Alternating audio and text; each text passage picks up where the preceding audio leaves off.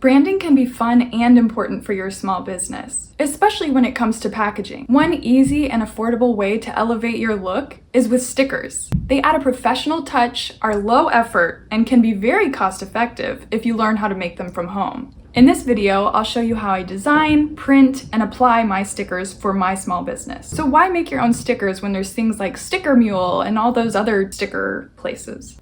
Some of the pros include saving money, no inventory stress, and you can have as much variety as you want. The one con though is that you do need a printer. So if you don't have a printer, I'll have some tips for you at the end. To start, you need to choose your sticker paper. Sticker paper is the same as label paper. It comes with a back that you peel off and you have a sticker. Avery is a common brand that you can find in store, but I highly recommend the website onlinelabels.com for even more sticker sizes, shapes, and customization. Before browsing though, visualize your ideal sticker and have an idea of what you actually want in mind. They have a lot of options and it can be kind of overwhelming. I personally use a few different sizes of circle stickers. These are all the labels that I've purchased from Online Labels over the years. This is actually a full sticker sheet. There's no cut or anything, so you could actually cut your own like creative stickers out of it or use it on a cutting machine.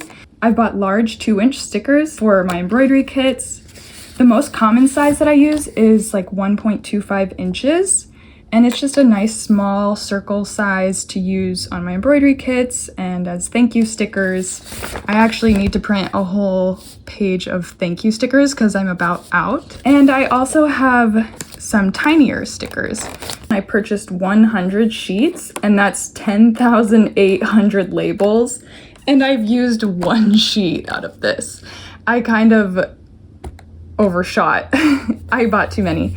But I use this to make tiny scissor stickers. I recommend referring to a ruler to make sure you get the perfect size sticker for your needs. At onlinelabels.com, under type, choose blank labels. The format needs to be sheets because you're going to be feeding them into your printer. For the shape, you can choose whatever you want. I usually go with circles because it's just simple and easy. The size is up to you, but I like to leave that part blank just so I can see and compare what options there are. When it comes down to selecting the material that you need, for packaging, I usually go with just the standard white matte. It's sticky enough to hold, but it's not so strong that it will tear when people open it. Plus, white paper means that you can print any color on top of it. If you only have a black and white printer though, they do offer a few different color selections. Before purchasing, be sure to check your printer type. It's really important that you get the right sticker sheet for your printer.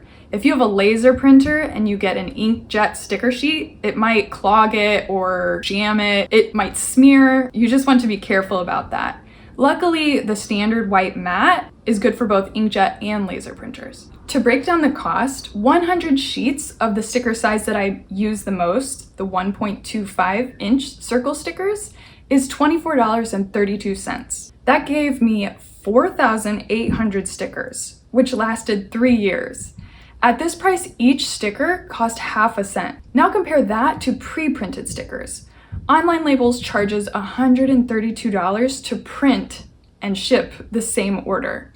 And Sticker Mule, who will also print your stickers for you, is around $250. For those prices, you could almost buy a printer and just do this. But that price could be worth it if those stickers will last you a long time and you really don't need a printer for your small business. Speaking of printers, I use a Canon TR8620 inkjet printer. It's fine. It doesn't really print photographs very well, but as far as graphics, it does the job. I also save money by using EZ ink cartridges, which are just a generic ink that you can load your printer with, but it saves me a lot of money because the Canon specific ink is very expensive, and to me, there's hardly a difference between the two. Designing your stickers. The design can be simple, just text and color, or more detailed with your logo or a brand element. I like variety, so I made a few different ones. After purchasing from Online Labels, you'll need the design template for your stickers. This link can be found in your confirmation email and also within the Online Labels website under the tab Design and Templates. You can bring the PDF into Adobe InDesign or Canva, But Online Labels also provides a free design software that's super easy to use. It's called Maestro, and inside you can make your own designs in the program from scratch. Or you can bring a design that you've created from Photoshop or Canva. Make sure to pay attention to bleed. Bleed is the extra space around your image that helps it print onto the sticker accurately. In Maestro, you can also make pages with multiple designs. It's really great because you only have to design one sticker and it will populate the entire sheet with that image. Once you're finished, you can save, print, and even download that entire sheet to use over and over and print again and again in the future. If you don't want to use Maestro, you can also use Canva or InDesign. You'll need to download the PDF template, place it at 100% scale into an 8.5 by 11 regular size printer paper document, and place the template on a different layer than you're going to design. That way you can decrease the opacity and see the outlines of the template, but also your design at the same time. But remember to turn off the template when you're ready to print. I've made that mistake before and had rings around all of my circles because I forgot to turn the template off. And also make sure to add that bleed space or extra design over the outline. Now you're ready to print.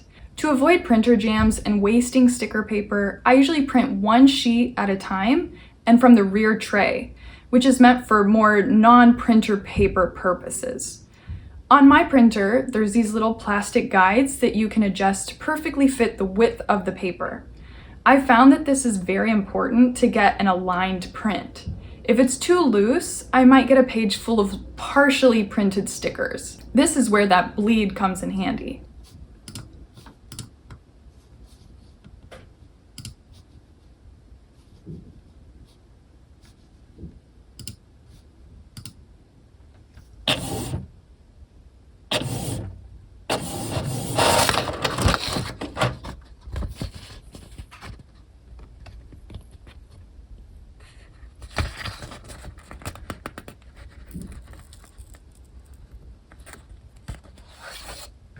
Once you have your stickers, you're ready to apply them.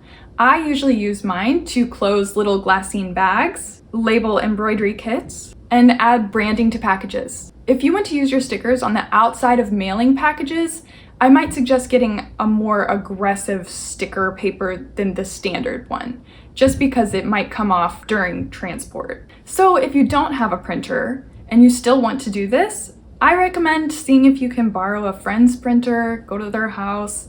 If your workplace has a printer, see if you can try to use that. You can still buy blank labels or stickers and decorate them by hand. You could buy generic thank you stickers in your brand color off of Etsy or another site. And you could also outsource if it's financially feasible for you. If all of this feels a little complicated and you're not ready for it, you could also opt for a stamp and some string or some washi tape. You can get creative and not need any stickers. If this sticker how-to was helpful, please like and subscribe for more videos like this. Thanks so much for watching. Sincerely, Katie of Dandelion Doily.